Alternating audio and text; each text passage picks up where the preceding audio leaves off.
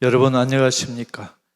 지난 시간에 세례자 요한에 대해서 나왔고, 오늘 시간은 예수가 세례자 요한에게 세례받는 시간입니다. 이제 박수 칠 시간입니다.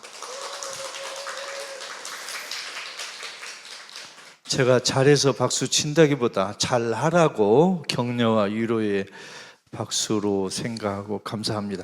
그런데 사실 우리 자녀들만 칭찬받는 게 필요한 게 아니고 우리 어른도 칭찬받아야죠. 또 부모도 칭찬받아야 되고, 그죠? 칭찬은 김건희도 춤추게 한다. 근데 김건희는 칭찬할 필요가 없는 여자죠. 한민족 역사상 가장 사악한 여자가 김건희라고 저는 개인적으로 생각합니다.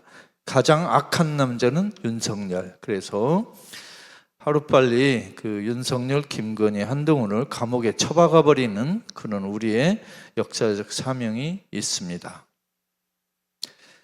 자, 교회 성당에 다니는 분이나 다니지 않는 분도 예수가 세례받았다는 이야기는 굉장히 의아하게 생각합니다. 왜냐? 아니, 세례는 죄 지은 사람이 받는 거라고 알고 있었는데 왜 예수가 세례를 받았을까? 예수는 죄 없잖아. 이런 의문을 품는 성도, 신도가 있고, 또 하나는 이제 교회 성당 안 다니시는 분들은 아니, 예수가 자기보다 아래 것인 세례자 요한에게 왜 고개를 숙이고 세례를 받아? 이게 말이 되는 거예요? 이런 식으로 의문을 품을 수가 있어요.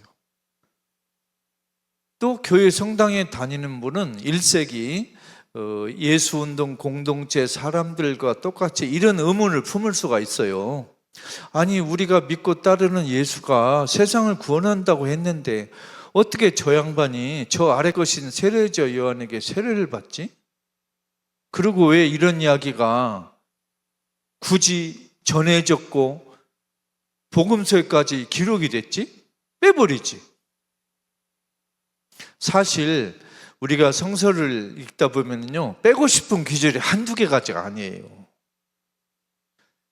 부자들이 빼고 싶은 구절이 뭐죠?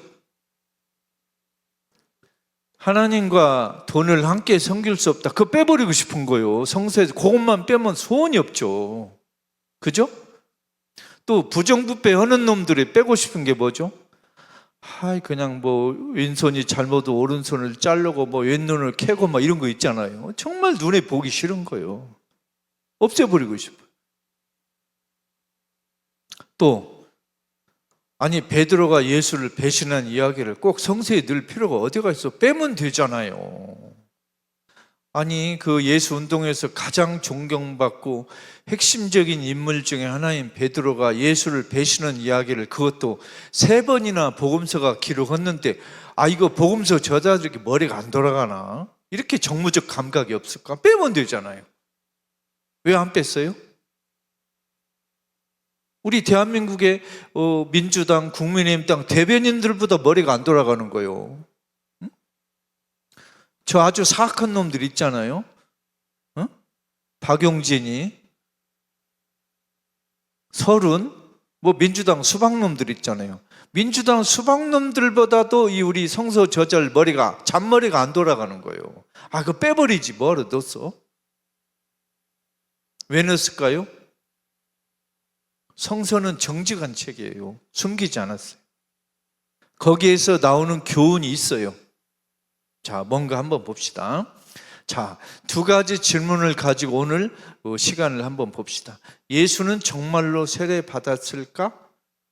이 질문이 나온 이유가 있잖아요. 예수는 죄가 있는가? 죄가 없다고 배웠는데 세례 받은 것 보면 죄가 있는 것 같고, 그러면 죄가 없다면 왜 세례를 받았지? 여기서 탁 맥히는 거예요. 만일 정말 세례를 받았으면 예수 운동에서 그 세례받은 이야기를 좀 빼지 왜 안 뺐을까? 더구나 공통년 30년, 즉 요새 말로 서기 30년에 예수가 그 세례를 받았다면 마가복음 쓴 게 공통년 70년이고 그 뒤에 80년, 90년, 100년인데 아니 예수 죽고 부활하고 벌써 적어도 40년이 지났는데 그 이야기 좀 빼지 뭐하러 썼어요. 그죠? 골치 아픈 거예요. 그러면 여기서 우리가 얻을 수 있는 교훈이 뭔가? 스승은 무엇이고 제자가 뭔가? 얼마 전에 스승의 날 지나갔죠? 저는 스승의 날 맞이하면 항상 두 가지 기쁨이 있습니다. 제게 못난, 제게 훌륭한 스승이 많으셨다는 거, 그게 너무 기쁘고, 제 밑에 제자가 한 사람도 없다는 게 너무 기쁘고, 두 가지 기쁨이 있습니다. 왜냐하면 제가 저 혼자도 간수를 못하는데 제가 누구를 지도하고 가르쳐 주겠어요. 그죠? 그래서 저는 제자 없는 기쁨이 너무 큽니다. 물론 훌륭한 스승들을 모시는 기쁨도 아주 큽니다. 예수가 세례자 요한에게 세례받았다는 사실은, 팩트는 우리 신약성서에서 가장 기초에 속하는 사실입니다. 누구도 부인할 수 없어요.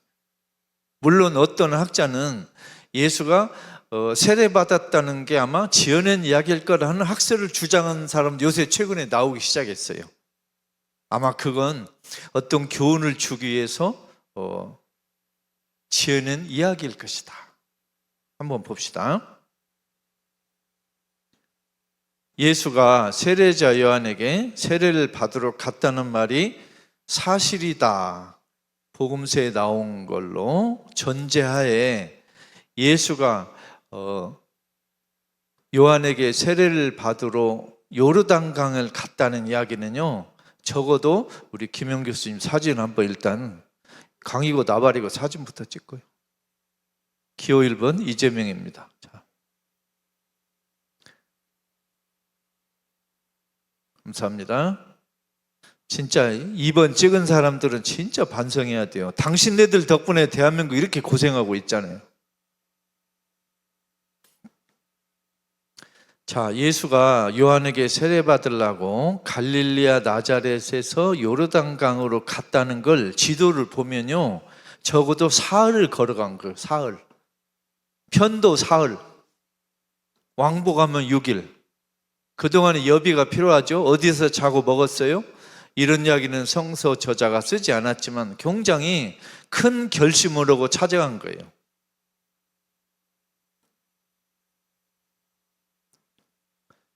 갈릴리아 나자렛 지방에서 요르단까지는 짧은 거리가 아니에요. 그러니까 예수가 세례자 요한을 찾아간 것은 엄청난 각오를 하고 간 거예요. 저 뒤에 지금 박찬호 화백님이 우리 박재동 화백님하고 그 그림을 그리고 계신데, 제가 우리 박 화백님께 멀리서 질문을 하나 하고 싶습니다. 우리 박 화백님은 스승을 찾기 위해서 얼마나 먼 걸음을 하셨어요?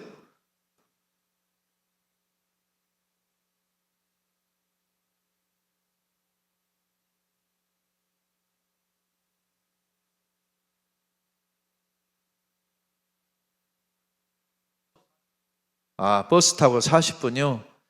우리 박재동 화백님은 저기 동양화를 전공하셨죠? 동양화라서 난 처음에 화투인 줄 알았어요. 화투, 고스톱 같은 거. 근데 그게 아니고 제가 농담한 거예요. 우리 박재동 화백님이 아까 저의 그림을 그려주셨고 박찬호 화백님도 그려주셨는데 제가 페이스북에 올려놨습니다. 지금 거기서 난리가 났어요. 자, 예수처럼 훌륭한 분이 세례자 요한처럼 아랫사람에게, 예수보다는 아무리 봐도 아랫사람이고 낮은 사람인데 덜 훌륭한 분인데 어떻게 세례를 받는다? 옛날에 양주동 박사가 그런 일화가 있대요. 양주동 박사 아시죠? 그 이두 연구원, 그분이 박사학위를 받았는데 그분이 그러셨대요. 이게 사실인지는 저는 모르겠어 들은 건데, 어떤 놈이 내 박사학위 논문 심사해서 그러셨대요. 제자가 스승보다 높으면 이런 말도 나오는가 봐요. 그런데 우리 예수가 어떻게 세례자 요한에게 세례를 받았지? 불쾌한 사람이 있어요. 그죠? 그런데 이 질문이 왜 나왔냐면요, 오늘 또 교회 성당 다니시는 분에게 좀 설명을 좀 다시 해야 될 일이 있어서 그래요. 교회 성당에 다니는 분들은 혹시 이런 교육을 받으셨는지도 몰라요. 예수가 인성도 있고 신성도 있다. 배우셨죠? 나자렛 예수가 우리와 똑같은 인간이지만 우리와 다른 신성을 갖고 계시다.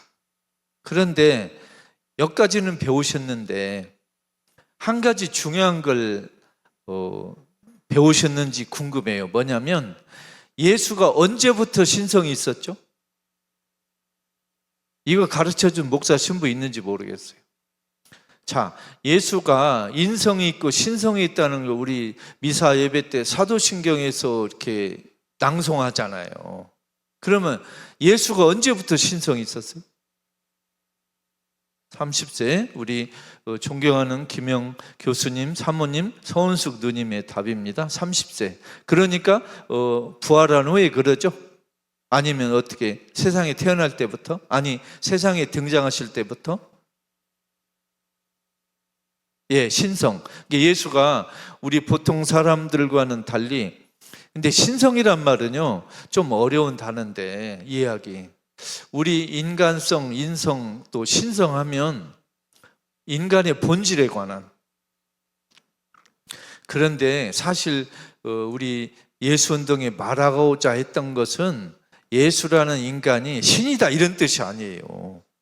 예수는 우리 보통 인간과는 달리 창조주, 구세주 하나님하고 아주 긴밀하고 독특한 관계를 가졌다 그 뜻이에요. 신성이란 말이. 그런데 마치 그걸 예수의 몸을 MRI나 이렇게 뭐 사진으로 촬영하면 혈액형이나 DNA 구조가 우리 인간하고 다르다 이렇게 오해하는 분도 있어요. 그런 말이 전혀 아니에요. 플라톤, 아리스토텔레스가 말한 인간 본질에 관한 말이 아니고 예수와 하나님의 관계를 설명하는 게 인성, 신성이란 말을 써요. 제가 여기서 아예 미리 이렇게 좀 설명을 하자면 예수는 우리하고 두 가지 면에 달라요.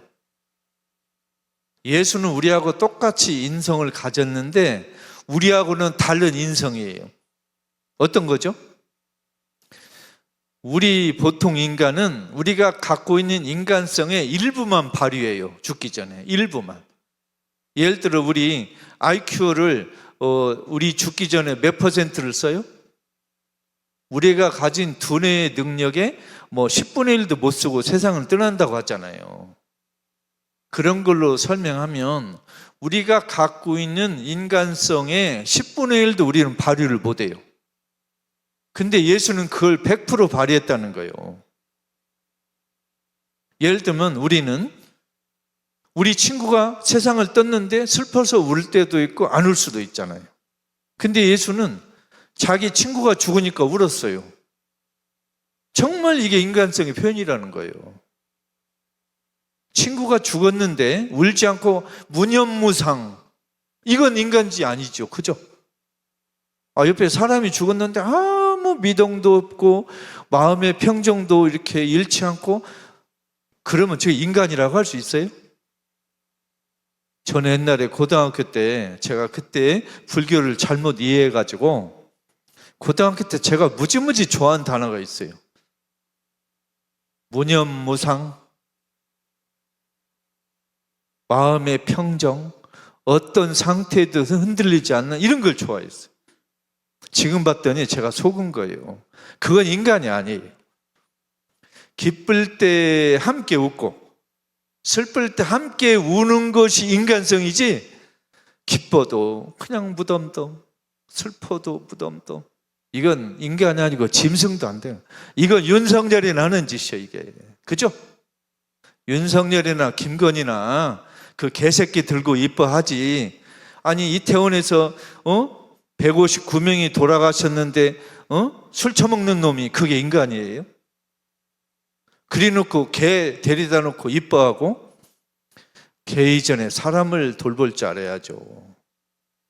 그래도 개보다는 나서야 할 거 아니요. 윤석열, 김건희가. 개만 또 얻으면 안 되잖아요.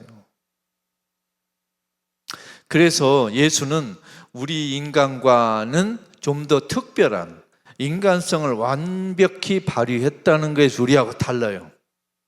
또 하나는 우리 보통 인간은 하나님과 그렇게 긴밀한 관계가 있지는 않아요. 아무리 애써도. 그런데 예수는 하나님과 긴밀한 관계를 의식했고 그런 상태에서 살았어요. 그래서 그걸 신성을 가졌다라고 표현하는 거예요. 그러니까 우리가 언어적으로 신성을 가졌네 안 가졌네 이런 언어 말고 다른 말로 바꿔가지고 예수는 하나님과 마치 일심동체인 것처럼 살았다. 그런 관계에서 살았다. 이것이 말하는 신성이에요. 근데 그 신성이요, 우리 그리스도께서 가르치는 건 뭐냐면 예수가 죽고 부활한 이후에, 즉 부활한 이후에 예수가 문학적인 용어로 하나님 오른편에 앉았을 때, 하늘 높이 들어 올렸을 때, 즉 예수는 나자렛에서 한 인간으로 태어난 예수는 부활할 때 구세주가 되면서 그때부터 비로소 완벽한 신성이 있었어요. 그러니까 3살 먹을 때 예수, 29살 때 예수는 신성이라고 하면 안 돼요. 그러면. 그런데 이걸 제대로 설명을 못 들으면요, 갓난아기 예수도 신성을 갖고 있고 악마에게 유혹받을 때도 예수가 신성을 발휘했고 이런 엉터리 해석을 하고 있는 거예요. 오늘도 이렇게 엉터리 해석하는 목사 신부가 대한민국에 수두룩 깔려 있어요. 정말 공부를 안 해서 이래요, 진짜. 그런 교육을 우리 신도 성도들이 받고 있으니 우리 자신이 얼마나 불쌍해요. 예를 들면 여러분, 불량식품 드시면 몸에 해롭죠. 가짜 뉴스 들으면 우리 정신이 망가지죠. 예수에 관한 제대로 된 교육을 못 받으면 우리의 신앙이 일그러지게 돼 있어요. 불량식품을 먹는 것처럼 불량 설교도 무지무지 위험해요, 인간에게. 불량 설교는요, 불량 식품보다, 불량 뉴스보다 더 위험해요, 우리 정신에. 그래서 정말 우리가 살다가 예수 그리스도를 믿고 따르다가 괜찮은 목사 신부 만나는 게 정말 행운이에요. 농담이 아니고 정말 행운이에요. 예수를 제대로 알고 있는 사람을 우리가 생전에 몇 명이라도 만나면 우리는 너무나 행복한 사람이에요. 우리 해병대 용어 있잖아요. 누구나 해병이 되었으면 아무나 해병은 아니다. 우리 김영 교수님 맞습니까? 맞죠? 누구나 예수를 안다면 아무나 예수를 안다. 그건 아니에요. 똑같아요. 다 예수를 안다고 하지만 예수를 제대로 아는 사람 아주 적어요. 저는 우리 대한민국에 예수를 제대로 아는 사람이 1000명만 되어도 좋겠어요. 그러면 이 나라 이렇게 안 돼요. 예수를 팔아먹는 사람 많은데 예수를 따르는 사람이 별로 없다.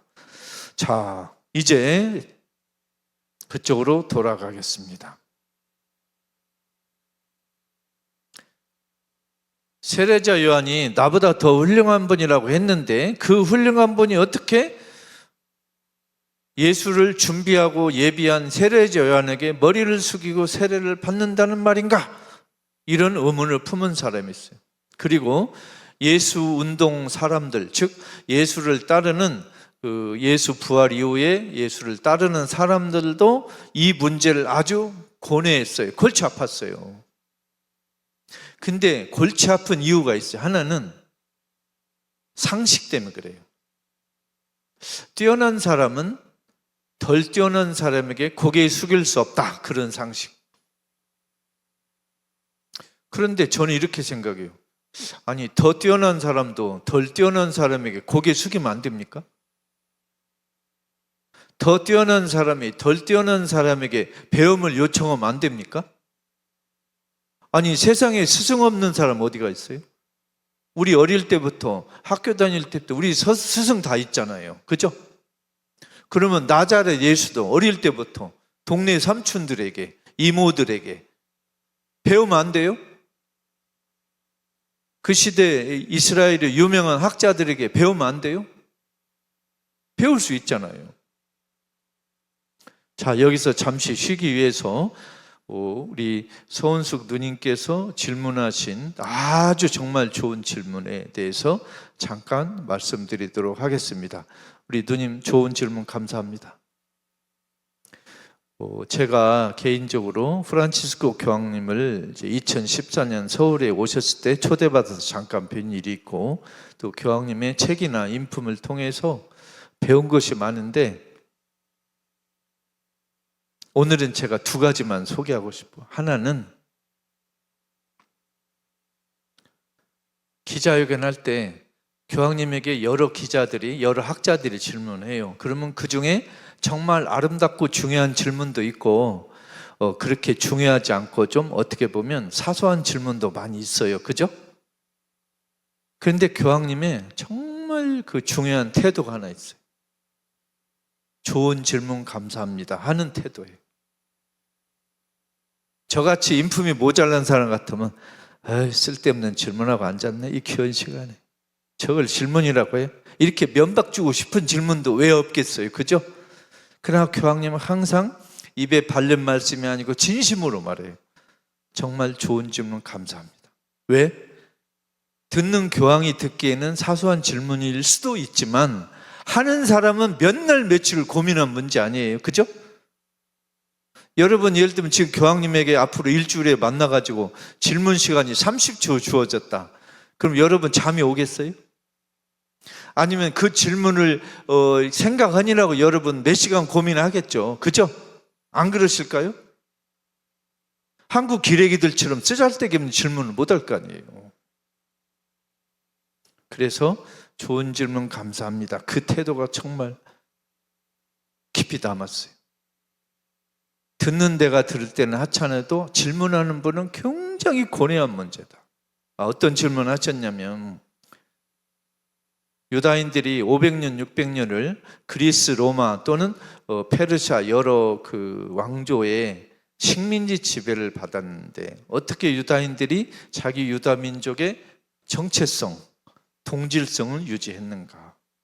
정말 좋은 질문이에요. 중요한 질문이고, 이것은 유다인들은 핏줄로 보존한 게 아니고 종교로 보존했어요. 그러니까 유다인들의 많은 사람은 그 식민지 동안에 외국으로 많이 노예로 끌려갔어요. 그런데 이스라엘 안에 농사를 짓기 위해서, 목축을 하기 위해서 일부는 남겨두었어요. 식민지 그 국에서. 왜냐하면 이스라엘 땅도 농사 짓고 목축을 해서 그걸 세금을 뜯어가야 되잖아요. 그래서 유다인은 핏줄이 아니고 종교로서 자기 정체성을 유지했어요. 그러니까 러시아에 사는 유다인도 있고 아프리카에 사는 유다인도 있어요. 그러니까 유다인은 흑인 유다인도 있고 황인종 유다인도 있고 백인도 있어요. 유다인은 핏줄이 아니고 종교를 유지했다. 그래서 유다인이 온 세상으로 떠돌고 이렇게 끌려갔어도 종교로서 정체성을 유지했다. 그런 면에서 저는 유다인, 독일인에 비해서 한국인의 장래가 좀 염려돼요. 유다인은 세계 어디에 살든지 구약 성서로 연결되어 있어요. 독일인들은 독일의 민족 신화, 또 자기들의 그 교육을 통해서 독일 민족의 그 정체성을 유지하고 있어요. 제 관찰로 독일인들은 지금 초등학교부터 시작되는 정치교육, 철학교육, 종교교육을 통해서 독일인의 정신 수준을 유지하고 있어요. 대한민국은 어떻습니까? 역사교육도 엉망으로 돼 있죠. 정치교육, 종교교육, 철학교육 안 하죠. 우리 한민족을 한데 묶을 만한 어떤 것이 지금 일부 국문과에서 설화라든가 속담 이런 건 좀 있는 것 같긴 한데, 독일이나 우리 유다인에 비해서 한민족을 하나로 묶을 만한 정신적인 구심점이 되는 이야기, 설화, 인물 이런 게 아주 허약해요. 아마 일본 놈들이 일부러 그렇게 흩뜨려 놓은 것 같아요. 지금 우리 대한민국에 5천만이 넘는 우리 한국인과 200만이 넘는 그 외국인이 살고 있지만 우리 국적은 한국인인데 실제로 일본 놈들이 100만이 넘습니다. 45년 해방 이후에 일본으로 돌아가지 않고 한국에서 성씨를 바꿔가지고 숨어 사는 일본인, 그러나 자손을 퍼뜨리고 재산을 읽은 일본인이 현재 한국에 추산 100만은 되는 것 같아요. 이 사람들이 완전히 윤석열 정권을 만든 사람들 중에 상당한 주축이라고 지금 추측이 됩니다.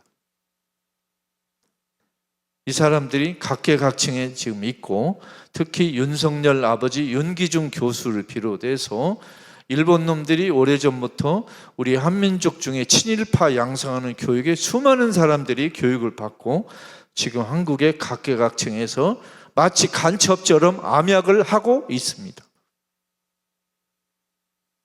이런 게 좀 걱정이 돼요. 그 친일파 놈들이 한데에 뭉쳐서 지금 만든 인물 중에 하나가 윤석열입니다. 그래서 저는 걱정이 돼요. 사실 우리 러일 전쟁, 청일 전쟁도요, 일본 배가 우리 한반도에 도착한 이후에 시작됐어요. 엊그저께 일본 자유대 그 배가 부산에 우길기를 달고 이렇게 상륙했다고 하잖아요. 여러분, 만일 유다인 600명을 학살한 독일 그 해군 배가 해군 함정에다가 히틀러 이렇게 크로이즈, 독일말로 십자가, 게 히틀러 이렇게 문양 있잖아요. 그걸 뭐라고 그러죠? 하겐 크로이츠, 하여튼 독일말로 뭐 이렇게 돼 있잖아요. 잘못 보면 석가모니 부처님 상징같이 비슷한 게 있어요. 독일 배가 그 깃발을 하고 이스라엘 항구에 도착했다면 어떻게 될 것 같아요? 함정 불탔어요, 벌써. 유다인들이 가서 불질러 버려요. 그리고 그 전에 독일 그 해군이 그런 배를 이스라엘에 상륙을 엄두도 못 내요. 하지도 않고. 그런데 지금 일본 놈들 뭐 하고 있어요? 부산항에 상륙하잖아요. 윤석열 정부는 내버려 두잖아요. 이제 곧 우리 제주도에도 어디 앞바다 온다는 소식이 있어요. 뭐 훈련한다 어쩐다. 일본 놈들은 지금 일본 땅이 일본 놈들이 못 살 땅이 되니까 이놈들이 대륙으로 진출을 하려고 꿈을 먹고 있는 것 같아요. 그래서 우리 일본 놈들이 앞으로 살 땅은 한반도다. 그런 계획을 세우고 착착 음모를 꾸미지 않았나, 이런 생각이 들어요. 어떻게 알죠? 한반도에서 전쟁을 일단 일으켜요. 미국 놈이 일본 놈 부추겨가지고. 그게 중공하고 하든 러시아하고 하든 북한하고 하든. 그래서 우리 한반도가 전쟁에 이렇게 휩싸이게 해요. 한반도 전쟁이 어지럽히죠. 그러면 일본군이 한국군하고 합쳐가지고 전쟁에 참여해요. 전쟁이 끝나거나 와중에 안 돌아가요. 그리고 이제 대한민국을 일본 정부 합치자, 연합하자, 이런 운동을 친일파 놈들이 할 거거든요. 그래서 국민투표를 어쩌고 하면서 우리 한반도가 이제 일본 정부 밑에 들어갈 수 있는 위험도 있어요. 이걸 허무맹랑한 제 뇌피셜이라고 생각 마시고, 이런 그 나쁜 생각이 왜 저놈들 생각이 없겠냐고요. 정말 걱정돼요. 정말 우리 대한민국에 깨어있는 스님, 목사, 신부들은 지금 교회 성당에서 지금 뭐 가부좌 틀고 앉았고 기도하고 찬송가 부르고 나발 불 때가 아니에요. 교회 성당 절 딱 문 잠그고 토요일마다 거리에 나와가지고 윤석열 쫓아내자 시위를 해야 돼요. 어떻게 생각하세요, 여러분? 지금 목사, 스님, 신부가 제대로 정신이 있으면 절에 숨어 있으면 되겠습니까? 교회에 숨어 있으면 되겠습니까? 성당에 숨어 있으면 되겠습니까? 다 제껴놓고 나와야죠. 윤석열 끌어내리려고. 나라가 어떻게 되든 말든 우리 스님들은 먹고 살아야 돼. 백성이 죽든 말든 우리 목사들은 먹고 살아야 돼. 나라가 망하든 말든 우리 신부들은 먹고 살아야 돼. 이러면 되겠어요? 이러면 안 되시잖아요. 그죠? 그래서 저는 이 방송을 듣는 교회 성당 다니는 분들에게 호소합니다. 우리가 2000년 전에 예수가 어떻고 바울이 어떻고 배우는 것도 중요하지만 정말 중요한 건 예수를 제대로 믿으면 오늘 21세기 대한민국에서 우리가 어떻게 살아야 되는가? 나 개인 문제가 아니고 우리 민족의 문제, 우리 국가의 문제, 우리 가난한 백성의 문제에 대해서 내가 어떤 생각을 하고 어떤 행동을 할 것인가? 이렇게 생각하면 여러분 잠이 옵니까? 어떤 분이 저에게 염려스러운 말이 아니고 빈정되는 말로 그러시더라고요. 아, 김생 자꾸 얼굴이 말라가? 뭐 걱정이 있어? 제가 뭐라고 한 줄 알아? 아니, 누구 선생은 개돼지처럼 살만 뒤룩뒤룩 찌네? 아무 감각이 없어? 빈정됐어요, 저도. 윤석열 치하에서 잠이 와, 지금? 그 개돼지는 하는 거지? 제가 그랬어요. 저 잘했어요? 아, 우리 서은숙 누님 최고. 아니, 신학자라고 그랬어요. 꼭 비단 같은 말만 하면 됩니까? 아이, 독사 새끼, 개새끼 이렇게 쌍욕 돌 줄 알아야지. 제가 예수에게 배운 건 욕하는 거요. 다른 건 못 배워도 제가 술은 못 배웠는데 예수 닮아서 쌍욕은 잘해요. 독사 새끼 뭐 그런 거, 그죠? 아, 예수도 헌욕을 내가 왜 못해요? 제가 자꾸 이제 옆으로 빗나갔어요. 하여튼 자, 제가 눈이 나빠서 이 가까운 것도 안경을 좀 약간, 제가 왜 이 시력이 나빠졌냐면요, 윤석열 때문에 그래요. 저 비기신한 인간 자꾸 쳐다보니까 눈까지 돌아버렸어요.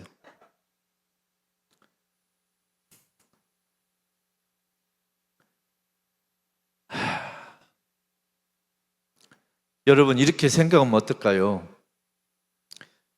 우리 살면서 스승이 다 우리에게 있죠? 여러분, 잠시 한번 생각해 보세요. 내 인생에서 나에게 정말 잊지 못할 좋은 영향을 주신 스승님의 이름 또는 얼굴을 한번 잠깐 떠올려 보세요. 적어도 몇 분 계시죠? 자, 잠시 감사의 마음을 전했습니다. 그러면 예수가 가장 많이 영향받은 사람은 누구일까요? 세례자 요한이에요. 지금 예수 불러다가 물어보면 예수님, 당신에게 가장 좋은 많은 영향력을 끼친 사람이 누구예요? 하면 물어볼 거 없이 세례자 요한이라고 답할 거예요. 분명히. 왜 그러냐? 그러면 그분에게 뭘 그렇게 좋은 거 배웠습니까? 하면 아마 답할 게 몇 개 있어요. 첫째, 유다인의 자만심을 꺾어주셨다. 세례자 요한은 우리 유다인의 콧대 높은 자만심을 꺾어주었다. 유다인 아닌 사람들에게 독사새끼라고 하는데 우리 세례자 요한 선생님은 우리 유다인에게 독사새끼라고 말을 돌려주셨다. 우리 유다인도 저 유다인 아닌 사람들과 똑같이 우리도 회개해야 된다. 하나님이 우리를 뽑으셨다고 해도 우리 잘못했다. 우리가 교회 성당에 다닌다고 해도 예수를 모르는 사람과 똑같이 우리 죄를 많이 지었고 회개해야 된다. 이걸 깨우쳐 준 분이에요. 너희 목사 신부님도 당신들 성도 신도들도 무신론 자와 다를 게 하나도 없어. 너희들 개돼지야. 이렇게 알려주신 게 세례자 요한이에요. 그걸 예수가 좋아했어요. 두 번째, 세례자 요한이나 예수는 성직자 계급을 멀리했어요. 세례자 요한은 예루살렘 성전을 중심으로 한 유다교 사제 계급을 멀리하고 예루살렘에서 먼 저 요르단 강가에서 깃발을 들었어요. 예수는 성전에 가지 않고 요르단 강가로 갔어요. 요새 말로 말하면 서울법대에서 인물 나오더라 그랬는데 웃기지 마. 광주 어디 시민학당을 찾아간 거예요. 남양주 더 탐사 시민학당을 찾아간 거예요. 저는 다음 정권이 들어서면, 이재명 정권이 들어서든 조국 정권이 들어서든 다음 정권이 들어서면 우리 대한민국을 지금 망치는데 가장 나쁜 짓을 많이 한 서울법대를 없애자. 저는 그 말을 하고 싶어요. 이거 안 된다. 왜? 대한민국 망치니까. 서울법대를 앞으로 100년을 없애자. 나는 그 이야기 하고 싶어. 여러분은 어떻습니까? 예? 예, 아이고, 우리 누님 역시. 제가 모지른 걸 누님이 지금 도와주신 거야. 자, 1번, 서울법대 없애자. 조선일보 없애자. 김앤장 폐쇄. 3개 없애자고 말하고 싶어요. 그 다음에 제가 정말로 유람되지만 더 이렇게 거친 말을 할 수 있다면 대한민국에 종교청을 세워가지고 대형교회 전부 문 닫게 만들어야 돼요. 그 종교법인 전부 세무조사하고, 정말이에요. 우리나라에 못된 스님들, 못된 목사들 300명만 처리하면요, 대한민국 종교계는 상당히 깨끗하게 할 수 있어요. 그놈들 재산 조사해서 뜯어내고, 목사놈들 한 10명만 감옥에 쳐넣어봐요. 대형교회 목사놈들. 스님들 자성 비롯해가 한 10대명만 감옥에 쳐넣어봐요. 우리나라 종교 정말 깨끗해져요. 저는 욕먹을 각오를 하고 했습니다. 여러분, 저 잘했죠? 아니, 욕을 먹어도 얼마를 해야 하잖아요. 그래서 예수는 머나먼 길을 물어물어 찾아가서 세례자 요한에게 고개를 숙이고, 저를 좀 문화생으로 받아주십시오, 저를 제자로 받아주십시오 하고 고개를 숙였어요. 그게 성서적 용어로 세례를 받은 거예요. 그리고 예수는 그때부터 가족 부양을 포기하고,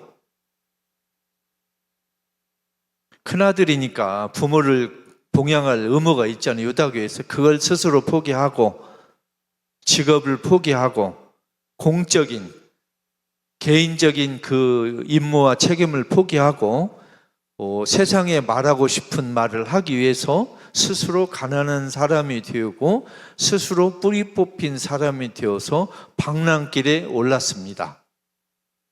요새 말로 말하면 가족 부양 책임 포기하고 촛불행동에 들어가서 토요일마다 촛불행동에 자원봉사하고, 우리 가족의 밥벌이보다 우리 백성의 아픔이 중요하니까 그렇게 나서는 우리 박재동 화백님, 또 우리 김영 교수님, 박찬우 화백님, 유지연 본부장님, 서은숙 누님, 최정화 선생님, 또 우리 존경하는 선생님, 제가 이름을 잠깐 잊어서 죄송해요. 뒤에 또 우리 감독님, 이 모든 사람처럼 내 자신과 우리 가족이 아니보다는 우리 대한민국의 운명이 더 중요하다, 이런 생각으로 예수도 똑같은 길을 걸었어요. 그래서 저는 예수가 놀라운 거예요. 저는 예수에게 놀라운 게 또 있습니다. 세례자 요한에게 예수가 배운 거예요. 3번째 뭐냐면, 예수가 골방에 숨어서 기도만 하지 않고 자기 집에서 가정생활을 하면서 성서 읽고 유다교회당에 가서 기도하고 이렇게 하지 않고 온 세상에 고통을 무릅쓰고 뛰쳐나왔다는 것. 자기 개인의 편안함과 안락함을 포기하고 이스라엘 민족을 위해서, 인류를 위해서 가시밭길을 자청해서 걸어서 세상에 나왔다는 것. 제가 우리 김민웅 목사님 보면 자꾸 눈물이 나와요. 아니, 이분 교수시고 목사님이시고 존경받는 분인데 그 온갖 수모를 겪고 온갖 그 서름을 견디면서 저렇게 우리 윤석열 끌어내기 위해서 선봉에 서가지고 온갖 모욕을 당하는 게, 나는 정말 우리 시대에 예수가 하는 모습을 좀 이렇게 따르고 있는 분이구나 생각해서 참 이게 짠하고 눈물이 나오고 그냥 마음이 멍해요. 그리고 우리 이만열 교수님 만 85세셔요. 촛불 집회에 나와서 아스팔트에 앉아 계시는 모습. 우리 조성민 교수님 70대 중반에, 또 이명재 언론인, 원로 언론인 70대 중반, 또 박충구 교수님, 우리 김영규 다 정말 7순이 넘으신 나이에 아스팔트에 주저앉아가지고 이렇게 애를 쓰는 거 보면 눈물이 나고 미안하고 정말 존경합니다. 우리 똑같이 박수 한번 치죠. 감사합니다. 존경하는 선생님들. 이 방송을 보는 분 중에 혹시 골방에 숨어서 뭐 유튜브나 보고 촛불에 한 번도 안 나온 사람들이 있으면 조금 생각을 바꿔가지고 촛불에 나오시고, 우리 시민언론 민들레 더 탐사, 또 우리 시민학당 도와주시고, 그렇게 해서 윤석열 하루빨리 끌어내리는데 힘을 다해 주시기를 간청합니다. 예수가 그 길을 겪었어요. 예수도요, 그냥 편안한 목수 생활을 하면서, 장수하면서, 가정 일구고, 이웃들하고 친절하게 지내고, 소시민의 행복을 누리고, 들고 보면서, 산보하면서, 갈릴리 언덕에서 사계절을 지내면서 편안하게 살다가 공자, 부처님처럼 장수하시다가 수많은 그 지지자, 동료, 존경을 받으면서 세상을 마무리할 수도 있었어요. 그런데 그 유혹을 떨치고 세상에 나섰습니다. 꽃길이 아니라 가시밭길을 가시려고. 이 가시밭길을 걷는 길에 우리 대한민국에 예수를 따르는 목사, 신부, 신도, 성도들 함께 나서는 것, 이게 우리 더불어민주당도 이 길을 갔으면 좋겠고, 더불어가 나왔네요. 우리 더 탐사, 민들레, 또 촛불행동, 이 모든 사람이 한마음 한뜻입니다. 제가 말 나온 김에 얘기할게요. 우리 불교, 개신교, 카톨릭을 유튜브에 비유하면요, 유튜브 팬클럽은 진짜 멋있어요. 근데 팬클럽 운영자들이 개판이요. 종교를 유튜브에 비유하면 유튜브 운영자가 개판이다. 종교계 지배자들이 개판이에요. 여러분, 종교 지도자란 말은 쓰시면 안 돼요. 그런 놈들은 지도자 아니에요. 지배자예요. 지배자이고 권력자지 지도자는 아니에요. 여러분 중에 그런 사람, 지도받은 사람이 있어요? 그런 놈들 지도받고 예수 믿은 사람이 있어요? 없잖아요. 그래서 기자들이 종교 지도자면 웃기지 마, 종교 지배자, 종교 권력층으로 바꿔, 이렇게 말해야 돼요. 나는 너희 같은 놈들에게 지도받은 일이 없어. 너희처럼 윤석열에게 음모로양으로 협조하고 모른 척하고 이런 쌍놈들하고 나는 교제 안 해. 그러셔야 돼요. 너희는 죽일 놈들이다, 이렇게 해야 돼요.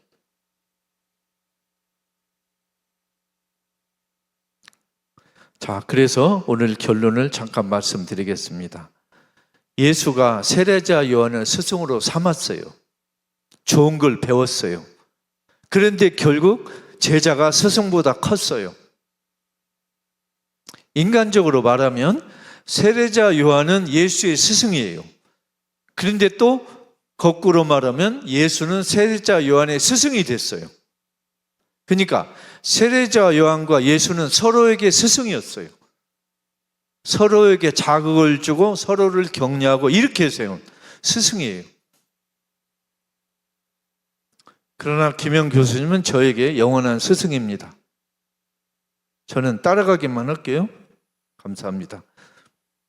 그런데 제가 얼마 전에 참 저희 아내에게 이런 말 들었어요. 감독님, 이거 편집하실 거죠? 제 신상을 위해서 편집해 주세요. 김근수라는 인간을 제일로 과소평가한 인물이 자기 같다는 제 아내의 고백이에요. 저희 아내가 그런 거예요, 저에게. 당신이란 인간을 제일로 과소평가한 인물이 본인 같대요. 제가 그랬죠. 여보시오, 어느 집이나 다 똑같은 것 같아. 하여튼 여러분, 저같이 등쳐가는 되지 마세요. 세례자 요한이 그러셨죠. 누구도 괴롭히거나 등쳐먹지 말라. 오늘 이 강의를 듣는 여러분은 아내를 등쳐먹지 맙시다. 등쳐가는 되지 맙시다. 제가 반성의 의미로 하고 있습니다. 자, 저는 우리 예수가 세례자 요한에게 세례받은 거에 대해서 불쾌하거나 이해가 안 가거나 고민하거나 충격받은 분에게 이 말을 하고 싶어요. 아니, 예수가 스승을 가지면 안 되냐? 나보다 못한 사람을 스승으로 삼으면 뭐가 잘못됐냐? 나보다 못하다고 누구나 인정하는 사람에게도 내가 배울 게 있지 않느냐?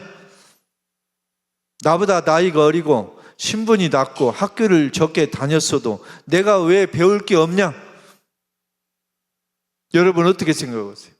그래서 세례자 요한에게 예수가 세례받은 걸 부끄러워하거나 충격이나 당황하지 말고 자랑스럽게 여기자.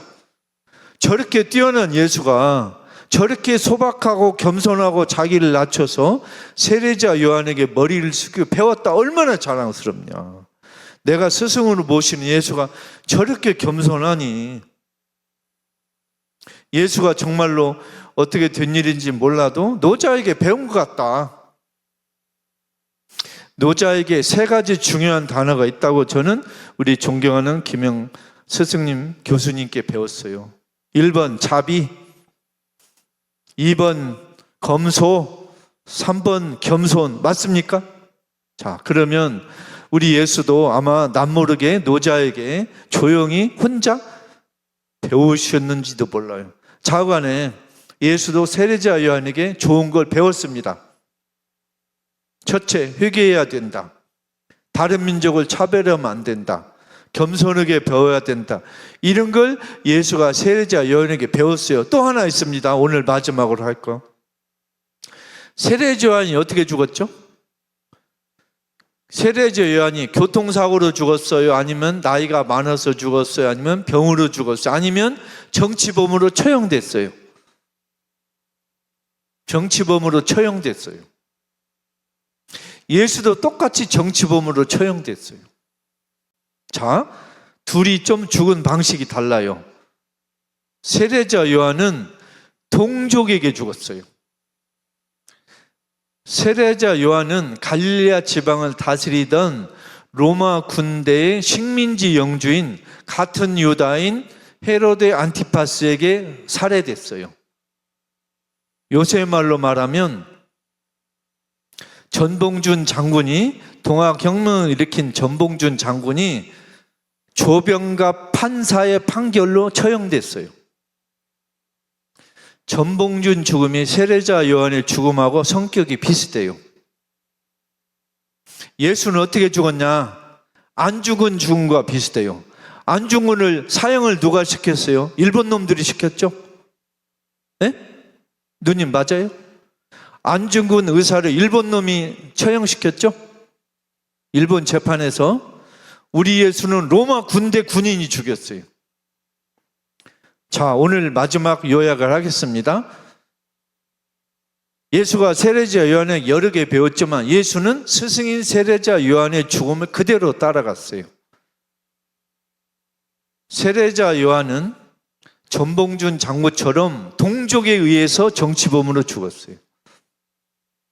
전봉준 장군이 조병갑에 의해서 처형이 됐고 우리 동족 조선 군대에서 처형이 됐다면 안중근 의사는 식민지 일본 군대에 의해 처형됐어요. 예수는 로마 군대 군인에 의해서 처형됐어요. 오늘 강의의 요약을 한 줄로 이렇게 말하고 싶습니다. 예수와 세례자 요한은 서로에게 스승이었는데 같은 죽음을 맞았다. 세례자 요한은 전봉준 장군처럼 살해됐고 예수는 안중근 의사처럼 살해됐다. 그러나 전봉준 장군이나 우리 안중근 의사는 자기 민족 한민족을 너무너무너무 사랑하셨다. 세례자 요한과 예수도 우리 유다 민족을 너무너무 사랑했고 우리 인류를 너무너무 사랑했다. 그래서 저는 누가 저에게 물어보면 이렇게 자연스럽게 당당히 얘기합니다. 김 선생은 공자, 부처님, 마호메트보다 왜 예수를 존경합니까? 저는 이렇게 말합니다. 저는 공자, 부처님, 마호메트 그 누구도 예수처럼 가난한 사람을 위해서 목숨을 바친 일이 없다. 그 누구도 정치범으로 처형된 일이 없다. 그 누구도 예수처럼 가시밭길을 걸은 사람이 없다. 그래서 나는 수많은 제자들에게 존경받고 이렇게 오래 산 공자, 부처보다는 가시밭길을 걸고 모든 사람에게 이해받지 못한 저 쓸쓸하게 죽은 예수를 나는 차라리 따르겠다. 그게 제 답입니다. 여러분, 제가 설명 잘했어요? 박수 칠 시간 왔습니다. 여러분, 경청해 주셔서 감사합니다. 오늘 여러분 모두에게 윤석열, 김건희, 한동훈이 주지보다는 하나님의 축복이 듬뿍 가시기를, 그리고 우리 모두 윤석열 끄집어내는데 토요일마다 촛불에 많이 나가서 하루빨리 끄집어내자, 이걸 오늘 강의의 마지막 문장으로 가름하겠습니다. 여러분 감사합니다.